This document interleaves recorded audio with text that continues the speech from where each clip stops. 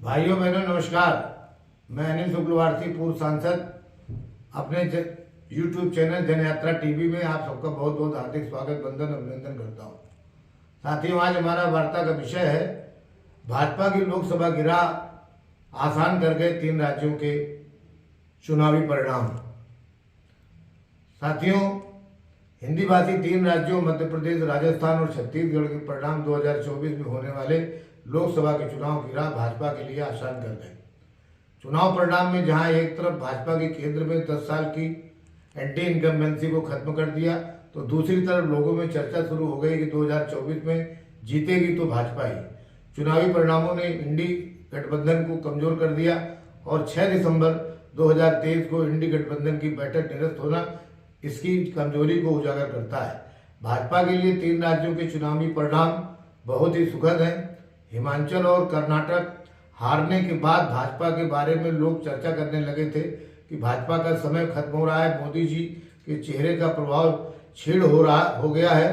परंतु हिंदी भाषी 3 राज्यों की जीत फिर से भाजपा व मोदी जी के चेहरे को तरोताजा कर गई। भाजपा ने अपने चुनावी तौर तरीकों से हटकर यह चुनाव लड़ा और किसी भी राज्य में मुख्यमंत्री का चेहरा नहीं दिया। लोग चर्चा कर रहे थे कि राजस्थान में वसुंधरा के चेहरे को मुख्यमंत्री का चेहरा पेश न कर मोदी जी ने बड़ा जोखिम उठाया है, परंतु मतदाताओं ने मोदी जी के निर्णय पर मोहर लगा दी और स्पष्ट बहुमत देकर राज्य में मोदी जी की सोच के अनुसार सरकार बनाने का मार्ग प्रशस्त कर दिया। राजस्थान की रीत है कि 5 साल में सरकारें बदल जाती हैं, परंतु कांग्रेस की सरकार जब बनती है तो मार्जिन ना के बराबर होता है, परंतु बीजेपी की सरकार कंफर्टेबल मेजॉरिटी के साथ बनती है। राजस्थान में अशोक गहलोत ने वहां की रीति को बदलने की बहुत कोशिश की तथा जनता के लिए लोक लुभावन वाली योजना चलाई, परंतु वह अपनी सरकार नहीं बचा सके। मोदी जी की गारंटी और अशोक गहलोत की सचिन पायलट से राजनीतिक दूरियां अशोक गहलोत के परिश्रम और योजनाओं को असफल कर दिया। तेलंगाना में भाजपा पहले से ही परिणाम को जानती थी, परंतु 2019 में लोकसभा की जीत और हैदराबाद में नगर निगम चुनाव के परिणाम ने भाजपा के लिए उम्मीदें पैदा की थी। भाजपा बेशक वहां सरकार नहीं बना पाई, परंतु विधायकों की सीटों को बढ़ाने के साथ वोटिंग प्रतिशत को भी बढ़ाया है। मध्य प्रदेश में 2 दशकों से सरकार रहने के कारण भाजपा की एंटी इनकम्बेंसी और शिवराज सिंह के चेहरे से ऊब जैसे मुद्दों के बावजूद मध्य प्रदेश में चुनावी परिणामों ने इतिहास रच दिया है। यह केवल मोदी जी के ही बस की बात है। राजनीतिक गलियारों में मध्य प्रदेश में कांटे की लड़ाई के साथ कांग्रेस की सरकार बनने की भविष्यवाणी हो रही थी। मोदी जी ने बिना मुख्यमंत्री का चेहरा पेश किए बड़ी जीत हासिल की। छत्तीसगढ़ में 2018 में कांग्रेस की बड़ी जीत हुई थी। भूपेश बघेल ने छत्तीसगढ़ में जो अपनी छाप छोड़ी थी, उसके कारण राजनीतिक पंडित यह चर्चा कर रहे थे कि भूपेश बघेल की सरकार वापस लौटेगी। भले ही 2018 के मुकाबले कुछ कम सीटें मिले, परंतु मोदी जी की चुनावी रणनीति पर छत्तीसगढ़ के मतदाताओं ने अपनी मोहर लगा दी। हिंदी भाषी राज्यों में इसकी जीत ने विपक्षियों को सोचने पर मजबूर कर दिया है कि भाजपा को कैसे रोका जाए।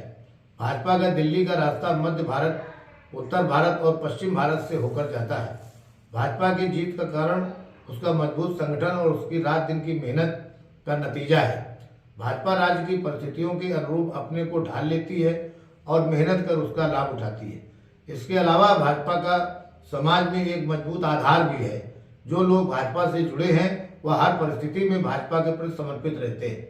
भाजपा के पास श्री मोदी जी जैसा वक्ता भी है तो मतदाताओं तक अपनी बात प्रभावी ढंग से पहुंचा देते हैं, और श्री अमित शाह जैसा रणनीतिकार जो विपरीत परिस्थितियों में भी डूबती नाव को मझधार से निकालकर किनारा पकड़ा देते हैं। भाजपा की यही सब बातें इसे अन्य दलों से अलग और एक सफल पार्टी बनाती है। भाजपा ने इन चुनावों में कुछ सांसदों और केंद्रीय मंत्रियों को लड़ाया, जिससे लोगों ने चर्चा की कि भाजपा अति रक्षात्मक दिख रही है, परंतु बीजेपी ने इसकी परवाह नहीं की और सफलता हासिल की। भाजपा प्रत्येक चुनाव को गंभीरता से लड़ती है, भले ही वहां की परिस्थितियां भाजपा के अनुकूल हों। भाजपा का संगठन सभी राजनीतिक पार्टियों से मजबूत और जिंदा संगठन है, जिसको रोज कार्यक्रमों के माध्यम से तरोताजा रखा जाता है। भाजपा 365 दिन काम करने वाली पार्टी है। इसकी तैयारी केवल चुनाव के समय नहीं की जाती है।